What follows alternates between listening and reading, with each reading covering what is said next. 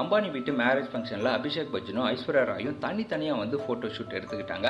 அந்த ஃபோட்டோஸ் வந்து சோஷியல் மீடியாவில் வைரலாக மாறும். இவங்க 2 பேர் வந்து விவாகரத்து பண்ணிக்க போகிறாங்க அப்படிங்கிற ஒரு டாக் ஒரு பக்கம் போயிட்டுருக்கு. இல்லை அது வந்து எதர்ச்சியாக நடந்தது தான் அப்படிலாம் ஒன்றும் கிடையாது, அவங்க விவாகரத்து பண்ணல அப்படிங்கிற மாதிரியான ஒரு டாக்கும் போயிட்டுருக்கு.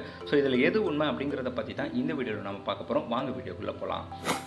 ஐஸ்வர்யா ராய் 1997 இருந்து இருவர் படத்தின் மூலமாக தமிழில் அறிமுகமானவங்க தான் ஐஸ்வர்யா ராய். அதுக்கப்புறமா ஜீன்ஸ், கண்டுகொண்டேன், ராவணன், அப்புறம் எந்திரன் மாதிரி அடுத்தடுத்த படங்களில் நடித்து தமிழ் சினிமாவோட அடுத்தடுத்த உயர்ந்த நாயகியாகவும் அவங்க வந்து மாறினாங்க.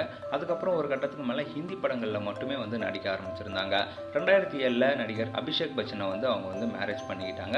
இவங்களுக்கு வந்து ஒரு பெண் குழந்தையும் இருக்குது. அப்புறம் ரொம்ப கேப்புக்கு அப்புறமா தமிழில் வந்து பொன்னியின் செல்வன் படத்தின் மூலமாக வந்து சினிமா ரசிகர்கள் மத்தியில் வந்து பேசு பொருளாக மாறினாங்க. என்னன்னா அவங்களோட நடிப்பு வந்து இவ்வளவு வருஷம் கழிச்சு வந்ததுக்கு அப்புறமும் அதே இன்டென்சிட்டியோட இருந்துச்சு அப்படின்னு சொல்லிட்டு பொன்னியின் செல்வன் படத்துல அவங்களோட நடிப்பை வந்து பயங்கரமா எல்லாருமே பாராட்டி இருந்தாங்க. இதுக்கு நடுவில் அபிஷேக் பச்சனும் ஐஸ்வர்யா ராயும் விவாகரத்து செய்ய இருக்கிறதா வந்து ஒரு மாதிரி தகவல்கள் போயிட்டு இருந்தது. ஆனா இவங்க 2 பேருமே இணைஞ்சு சில நிகழ்ச்சிகளுக்கு வந்து கலந்துக்கிட்டாங்க. ஸோ விவாகரத்து அப்படிங்கிறது பொய்யான ஒரு விஷயம், அது வந்து ரூமர் தான் அப்படிங்கிறத மெய்ப்பிக்கிற மாதிரி இவங்க வந்து ஒன்னாவே ஃபங்க்ஷன்ஸ்க்கு வந்து போயிட்டு இருந்தாங்க. ஆனா அதுக்கு நடுவில் இப்போ அம்பானியோட மகன் ஆனந்த் அம்பானியோட கல்யாணம் நடந்துச்சுன்றது எல்லாருக்குமே தெரியும். அதில் எல்லா செலிபிரிட்டியுமே வந்து கலந்துக்கிட்டாங்க.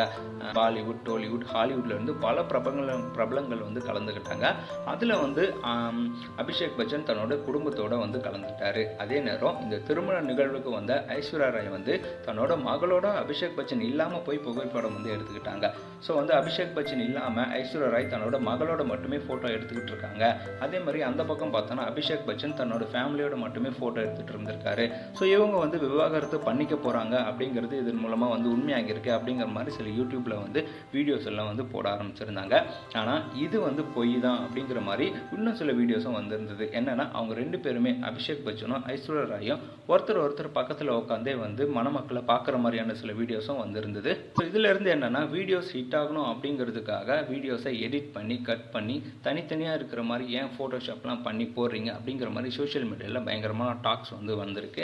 ஸோ பிரபலமாக இருக்கிறதுனாலே ஒரு ஃபங்க்ஷனில் தனக்கு பிடிச்சவங்களோட நின்று ஃபோட்டோ கூட எடுத்துக்க முடியல அப்படிங்கிற மாதிரி தான் வந்து செலிபிரிட்டியோட நிலையுமே இருக்குது. ஸோ இதை பற்றி நீங்கள் என்ன நினைக்கிறீங்க அப்படிங்கிறத கமெண்ட்டில் சொல்லுங்கள். இந்த மாதிரி தொடர்ந்து பல வீடியோஸ் பார்க்க நம்ம சேனலை சப்ஸ்கிரைப் பண்ணிக்கோங்க.